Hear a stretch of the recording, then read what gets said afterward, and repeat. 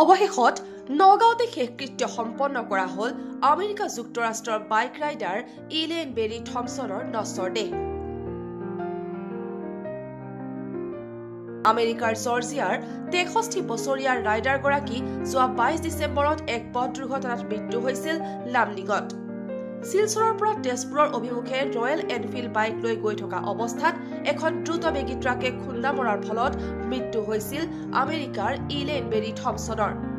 পিছত আমেৰিকাৰ ৰাইডাৰগৰাকীৰ মৃতদেহ ৰখা হৈছিল নগাঁও মেডিকেল কলেজ হস্পিটেলৰ মৰণোত্তৰ গৃহত। শুক্ৰবাৰে দেশৰ বিভিন্ন প্ৰান্তৰ পৰা অহা বাইকাৰ্ছসকল একত্ৰিত হৈ নগাঁও মেডিকেল কলেজৰ হস্পিটেলতে আমেৰিকাৰ বৰ্ষীয়ান ৰাইডাৰগৰাকীলৈ শেষ শ্ৰদ্ধাঞ্জলি জ্ঞাপন কৰে।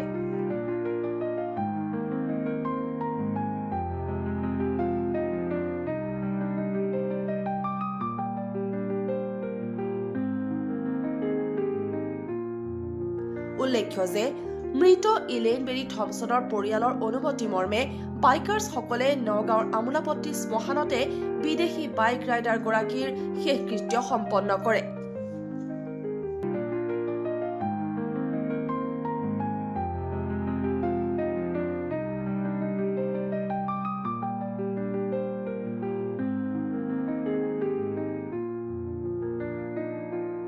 বেৰী থমছন আমাৰ কেডি ৰাইডিং ক্লাবৰ মেম্বাৰ আছিলে, ময়ো মেম্বাৰ হওঁ।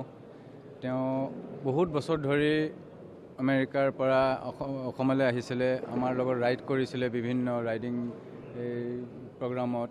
তেওঁ চ'ল' ৰাইডো কৰিছিলে, গোটেই নৰ্থ ইষ্টখন ঘূৰিছিলে। তেওঁ প্ৰত্যেক বছৰ এমাহ দুমাহলৈকে অসমত থাকে, ভাৰতবৰ্ষত থাকি তেওঁ এটা আমাৰ লগত এটা ৰাইডিং কমিউনিটিক এটা মানে ইনস্পিৰেশ্যন দিছিলে যে 63 ইয়াৰ্ছ বয়সৰ এগৰাকী মহিলা সুদূৰ আমেৰিকাৰ পৰা আহি আমাৰ অসমলৈ এটা বেছ বনাইছিলে, ঘৰ বনাইছিলে আৰু ইয়াতে আমাৰ লগত ৰাইড কৰিছিলে, বিভিন্ন জেগাত ৰাইড কৰিছিলে। তেওঁ চ'ল' ৰাইডো কৰিছিলে। আমাৰ লগত ৰাইড কৰাৰ পিছত বিভিন্ন জেগাত অৰুণাচল, কেতিয়াবা মিজোৰাম, নাগালেণ্ড, ছিক্কিমতো তেওঁ অকলে ৰাইড কৰিছিলে। আকৌ আমাৰে ঘূৰি আহিছিলে, আকৌ আমেৰিকালৈ উভতি গৈছিলে।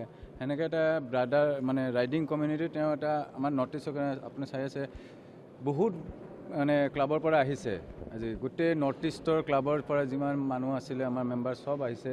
তেওঁ এটা সন্মান জ্ঞাপন কৰিবলৈ আহিছে যে তেওঁ এটা আমেৰিকাৰ বাসিন্দা হৈও আমাক যিখিনি আমাৰ ৰাইডিং কমিউনিটি, অসমৰ ৰাইডিং কমিউনিটি হওক বা নৰ্থ ইষ্টৰ ৰাইডিং কমিউনিটি যিখিনি এটা ছাপৰ্ট দিছিলে, সেই আজি আমি তেওঁক হেৰালোঁ লামডিঙৰ এটা এক্সিডেণ্টত। সেই সন্মানটো জ্ঞাপন কৰাৰ কাৰণে আজি আমি অন্তিম সন্মানটো। कैडी नाम का है मैम 2019 में फर्स्ट आया बीरेस का साथ में। उसका बाद प्रोफेशनली क्या करते थे वो? सीए था। सीए था। हाँ, तो हर साल 2019 से वो डायरेक्ट फ्लाइट लेके सिलचर आता, फिर हम लोग का ग्रुप के साथ में वो राइड करते। फिर इस तरीक़ा से सबका साथ रिलेशन हो गया। मतलब इवन नॉर्थ ईस्ट में अधिकतर क्लब वाले उनको जानते थे और उनको नॉर्थ ईस्ट बहुत अच्छा लगता था।